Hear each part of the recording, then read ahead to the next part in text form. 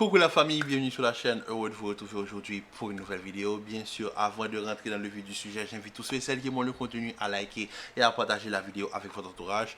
Sur ce, revenons sur ce match d'ouverture de l'Euro 2024 avec une victoire écrasante de l'Allemagne face à l'Écosse. Franchement, est-ce qu'on peut se le dire? On a eu un tour de force de la part de la sélection allemande aujourd'hui. Parce que sur le terrain, pendant 90 minutes, il n'y a eu qu'une seule équipe.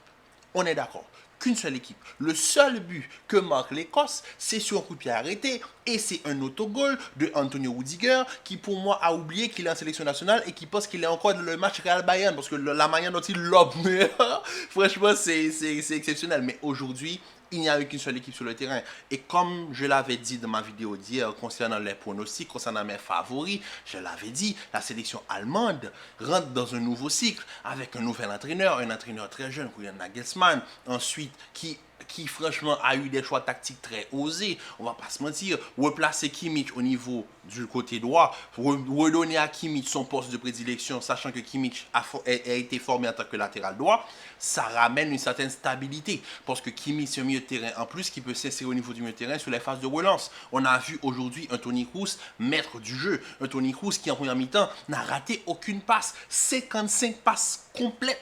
55 passes tentées pour 55 passes réussies. Est-ce qu'on comprend le niveau du monsieur?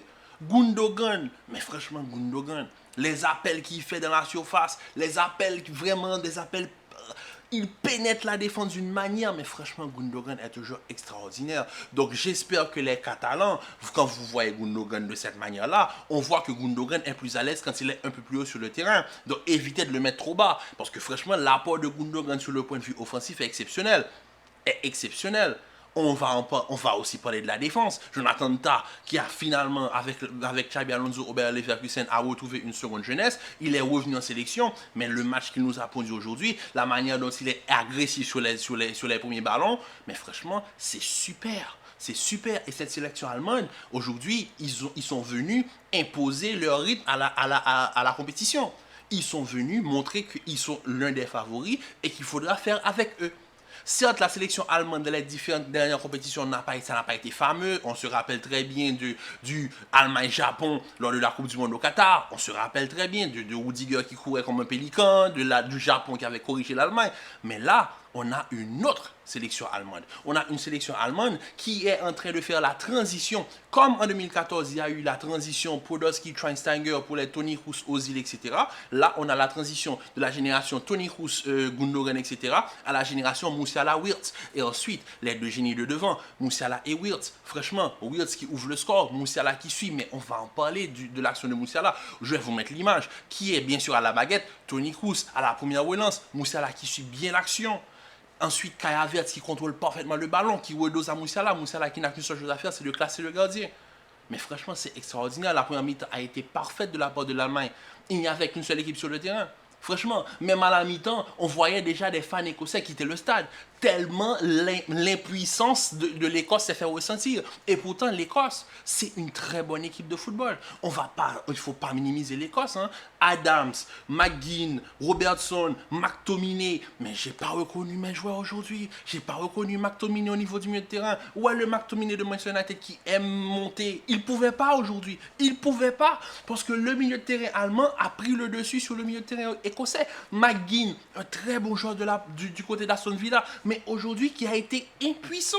Une défense qui a été submergée de tous les côtés. Parce que franchement, quand tu as une vague offensive qui t'arrive dessus, tu as à droite Musiala, tu as à gauche Havertz, tu as Wirtz dans l'axe, tu as Toni Kroos à la baguette, tu as Gundogan qui fait l'appel de la bouffonneur, tu es là, tu es perdu sur le terrain en fait. Et franchement, aujourd'hui, ça a été un plaisir de voir la sélection allemande dominer l'Écosse à la maison. Franchement, aujourd'hui, j'ai encore plus envie de supporter cette équipe et de les classer encore plus haut dans ma liste des favoris parce que la sélection allemande, c'est ce qu'il faut. C'est vraiment ce qu'il faut. C'est le mélange parfait de l'expérience et de la jeunesse et ça se salue. La deuxième sélection qui fait autant, c'est le Portugal. Mais bon, on attend le match du Portugal pour voir, mais aujourd'hui, on est là pour parler de l'Allemagne et de l'Écosse. Comment vous dire? Aujourd'hui, j'ai apprécié ce que m'a pondu Nagelsmann. Et le fait de replacer Joshua Kimmich, comme je l'ai dit à la première relance, c'est exceptionnel. Mais il y a quelque chose que Kimmich apporte en plus que beaucoup de gens sous-estiment, c'est son jeu sur les côtés et la capacité qu'il a à centrer. Est-ce que vous avez vu le centre qu'il fait qui amène au penalty? Ensuite, bon aussi, on va pas parler de la faute du joueur écossais. Je suis désolé, mais ça c'est une peine de prison. Tu fais pas ce genre de tacle. En plus, dans ton premier match, je peux comprendre que tu sois submergé, que tu essaies d'anticiper. Mais là, frérot, il y avait risque de blessure. Là, c'est brutal ce qu'il a fait. Bon, il est écopé bien sûr de carton rouge, penalty converti par Havertz, bien sûr. Mais moi, comme je vous dis, l'apport que Kimmich a sur les premières relances, quand il monte un peu plus haut sur le terrain en jouant sur le côté, connaissant la qualité de passe de Kimmich, ça s'apprécie. Ça s'apprécie, franchement. En plus, les rentrées en jeu. Regardez le but de Füllkrug. Mais Füllkrug, c'est ce qu'on appelle un attaquant bien allemand. À la Gerd Müller, à la Mario Gomez. C'est des attaquants, ils n'ont pas besoin de trop d'action. Un contrôle, il se ramène la balle, il enfile. La balle est partie à 110 km/h. 110 km/h. Niklas Füllkrug.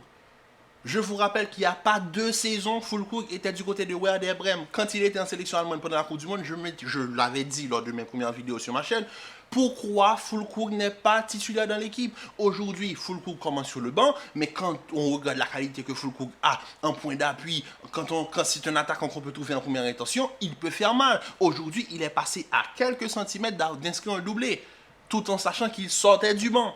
Emre Can qui marque le 5e but, mais on va pas se mentir, aujourd'hui, comme je vous l'ai dit, on a eu une domination allemande. Et de tous les côtés, des 2 parties du terrain, du côté offensif, du côté défensif. Aujourd'hui, Neuer a eu un match tranquille, au fait. Mais moi, j'ai été vraiment déçu de l'Écosse parce que je m'attendais à plus de résistance. Mais comment vous dire, quand vous êtes l'Allemagne et que vous devez vous racheter de quand même 6 ans de déchets au niveau sélection internationale, Coupe du Monde 2018, vous n'êtes pas bon. Coupe du Monde 2022, c'est pas bon. L'Euro 2018, c'était pas bon. Donc il fallait se racheter. L'Euro 2020, c'était pas bon aussi. Donc il fallait se racheter. Ils sont venus. Ils ont imposé leur rythme, sachant qu'ils sont à la maison. Eh bien, franchement, ça se salue. Maintenant, le seul joueur qui, pour moi, a eu énormément de déchets, mais c'est surtout en fin de match, c'est le Leroy Sané. Le Leroy Sané, j'ai pas compris les prises de décision, les prises d'initiative. Au fait, il y a des ballons, quand tu les reçois sur le côté, mais je suis désolé. Je peux comprendre que tu n'aies que ton pied gauche, parce que je peux comprendre, c'est pas tous les joueurs de football qui sont ambidex. On peut l'accepter. Tu es sur ton côté droit, tu reçois la balle avec ton pied gauche. Tu vois que tu ne peux pas ouvrir le pied gauche. Ce que tu fais à l'extérieur du pied. Il me rate toutes les actions. Franchement, il a eu énormément de déchets. Mais quand on voit la performance globale de la sélection allemande aujourd'hui, on n'a rien à dire. La défense a été parfaite, le milieu de terrain a été parfait, l'attaque a été clinique. Les rentrants ont fait du bien. Thomas Müller fait du bien. Quand je vous dis, c'est un mélange d'expérience et de jeunesse. Tu fais sortir un Wirtz ou tu fais rentrer un Thomas Müller. Pour moi, tu perds pas en qualité. Certes, tu perds en explosivité, mais Thomas Müller amène de l'expérience. Ce que un Wislar, voilà, un Wislar du football, c'est un vieux briscard, Thomas Müller. Donc, il va apporter de l'expérience au niveau de l'attaque. Quand tu fais sortir un Kai Havertz, tu fais rentrer un Füllkrug, mais tu apportes maintenant beaucoup plus de puissance. Tu apportes peut-être moins de finesse, mais beaucoup plus de puissance. Et on a vu aujourd'hui une frappe à 110 km/h pour son premier but à l'Euro. Qu'est-ce qu'il faut dire de plus? Donc franchement, ils font peur les Allemands. Ils font peur. Comme Gary Lineker l'a toujours dit, le football c'est un sport qui se joue à 11, mais les Allemands remportent toujours la victoire. Et aujourd'hui, ils ont été franchement dominants. Et ça, pour moi, il n'y a pas d'autre mot pour décrire ce que j'ai vu aujourd'hui. Domination, pour moi, c'est le mot parfait. Mon MVP du match, bien sûr, pour moi, Gundogan. Le match qu'il m'a fait aujourd'hui est exceptionnel. Tous les appels qu'il a fait, son importance dans le demi-espace, la manière dont il a gêné la défense écossaise, il est même responsable de penalty. Gundogan a été exceptionnel aujourd'hui. Mais pour moi, au fait, je choisis Gundogan parce qu'il faut choisir un joueur. J'aurais pu choisir Toni Kroos, j'aurais pu choisir Musiala, j'aurais pu choisir Florian Wirtz. Mais pour moi, le vrai MVP de ce match, c'est Nagelsmann. C'est Nagelsmann. Il faut rendre à César ce qui appartient à César. Et aujourd'hui, tous les choix tactiques, non seulement sur le 11 de départ, sur les rentrants et sur la manière de gérer le match, Nagelsmann a été parfait. Donc, vous m'excuserez, mais pour moi, le vrai MVP du match, c'est pas Gundogan, c'est l'entraîneur et c'est Nagelsmann. En tout cas, sur ce, très bon match, très bon départ de la part de la sélection allemande. La sélection écossaise maintenant aura du travail parce qu'il faut maintenant ne pas perdre et ne pas trop accumuler de buts parce qu'il y a les meilleurs troisième aussi, donc il faut faire attention. Donc sur ce, la famille, on se dit à demain pour une nouvelle vidéo. Commentez, likez, partagez, restez en paix et en santé, prenez soin de vous et on se dit à très vite pour une nouvelle vidéo. Peace.